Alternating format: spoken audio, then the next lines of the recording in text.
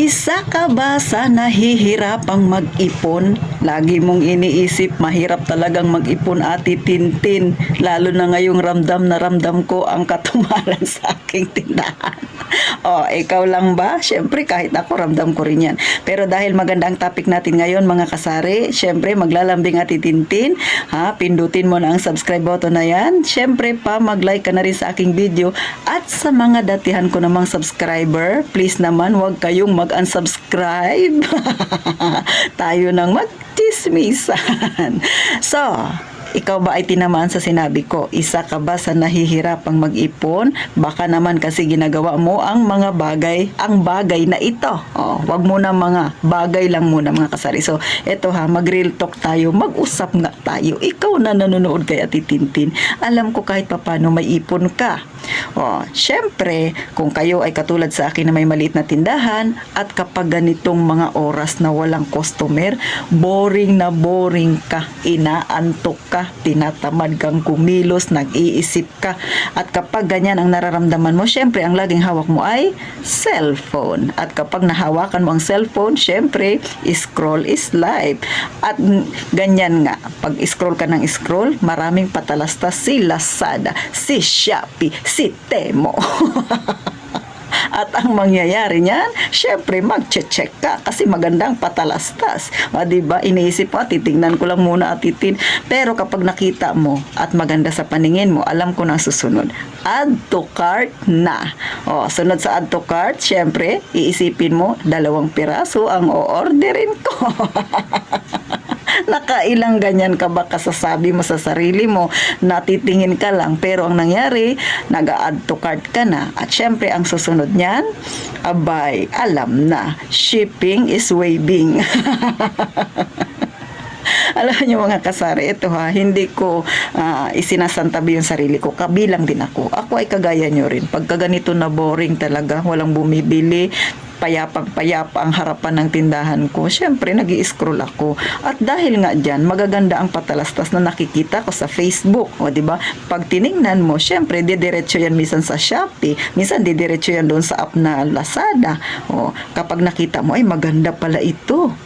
Mukhang bagay ito sa akin. Syempre, scroll ka, tingin-tingin, kasunod niyan, hindi mo na mamalaya, nakakapag-order ka na. Well, hindi masama. Ang masama syempre, yung ipon natin ay doon na pupunta, mga kasari. Mahirap po na kapag ganyan, mas marami yung in-order natin, mas marami yung binabayaran natin kaysa sa tinatabi nating pera. Bakit? Kung ikaw ay negosyante, nagkaroon ka ng emergency sa iyong negosyo at yung tinabi mong pera ay ginalaw mo para lang dahil nga sa salitang nabuboring ka at nakapag-order ka. So, pag nagka-emergency ang iyong negosyo, wala ka nang mahuhugot. Hindi mo yan namamalayan. Ako, aminado ako dyan, Sisi. Hindi ko excuse yung sarili ko. May mga panahong ganyan ako. Lalo na pagka marami akong iniisip, minsan ang tendency para i-scroll ka ng scroll sa cellphone. So, nakikita mo minsan kumakaway-kaway si Lazada tsaka si Shopee. Diba mga kasari? Tapos yun, makakapag-order ka na. Bago, minsan naisip mo, bakit ba ako nag-order? Hindi ko naman pala kailangan. So, gusto mo lang yung isang bagay, pero hindi mo siya kailangan. Kaya Sisi, magkaiba ang gusto sa kailangan. Pag kailangan mo siya, bilhin mo. Pag gusto mo lang, huwag kang bumili. Bakit? Sayang ang pera mo. Lalo na kung order ka damit, sapatos, tsinelas, usually ganyan di ba? Hindi mo naman siya kailangan, lalo na kung tayo nasa tindahan lang naman tayo lagi. Isipin mo, ang dami-dami mo ng damit, nagsisiki pa na dyan sa cabinet, tapos bili ka pa ng bili. Yung sapatos mo, yung tsinelas mo, di ba? Nagkalat na nga dyan sa may bahay mo, tapos bili ka pa ng bili. Ilang peraso ba yung paa mo para bumili ka ng marami ng sangkaterba? Yan ay isa sa natutunan ko sa isang nagbablog din na mayaman, mga kasari, which is totoo naman. Bakit daw bibili ng maraming gamit, ng damit? Hindi mo naman kailangan yun, mga kasari. Tsaka marami ka pa namang damit. Bakit bili ka ng bili? Kung sa tingin mo, hindi mo siya kailangan, huwag mong bilhin, mga kasari. Tandaan, iba ang gusto sa kailangan. So, payo ni Ate Tintin, para sa inyo, para sa sarili ko. Magbago na tayo. Gising-gising mga kasari, ha. Mahirap kitain ng pera, kaya wag kang pabubudol, ha. Ito ay simpleng kwentuhan lang naman mga kasari, kasi nga totoo naman pagka ganito talaga na walang bumibili, syempre ang tendency natin ay nag-scroll talaga tayo sa cellphone. Pero ha mga kasari, ito ha, simpleng paalala na titintin, pag-ingatan ang inyong pera, ha, kasi mahirap kitain, lalo na ay ang tumal is real, ay ramdam na ramdam natin.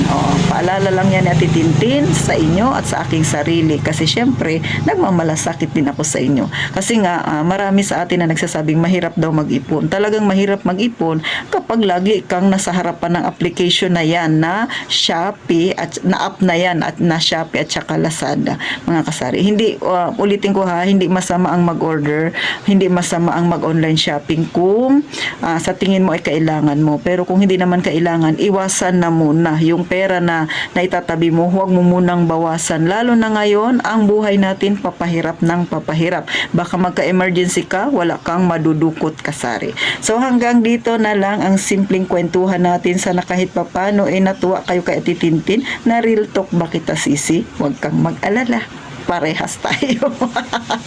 So paano mga kasari, hanggang dito na lang. Gaya nga lang palagi kong sinasabi, mag-iingat tayong lahat palagi mga kasari.